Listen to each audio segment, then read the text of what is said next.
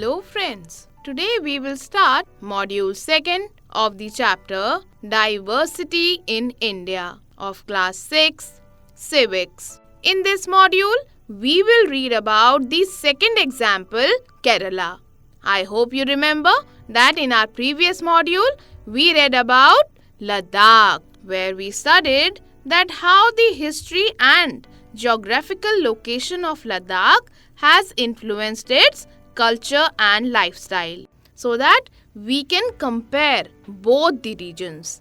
So in the previous module, we studied that how Ladakh is influenced by many factors like its location, climate and the trade routes taken by the traders who traveled to Tibet. These factors have also contributed to the uniqueness of Ladakh. To understand more about diversity, let us now read about Kerala.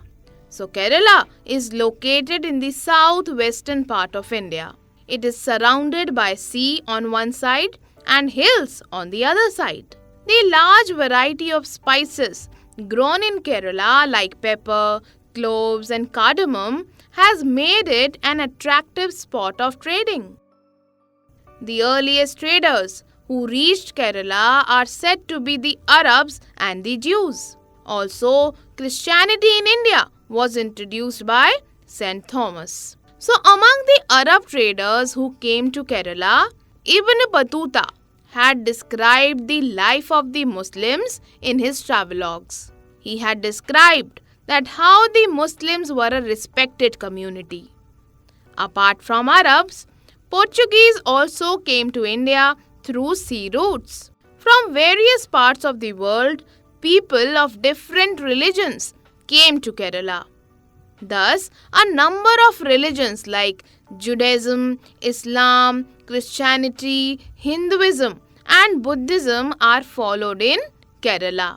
The fishing nets used in Kerala resemble Chinese fishing nets. The frying utensils used in Kerala are called China Chatti, which shows China's influence on Kerala. The fertile lands of Kerala favor the cultivation of rice, and the staple diet of the people of Kerala comprises rice, fish and vegetables.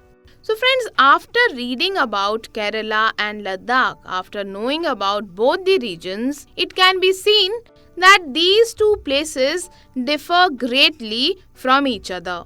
But both were influenced by Arab and Chinese traders. The geographical location of Kerala made it favorable for the growth of spices.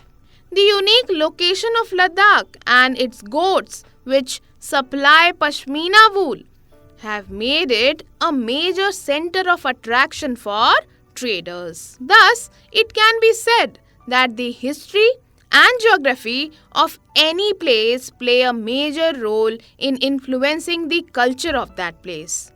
Every place has a different history and geography.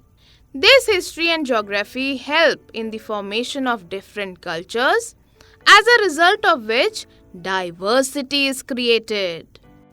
Diversity should not be related to the past only.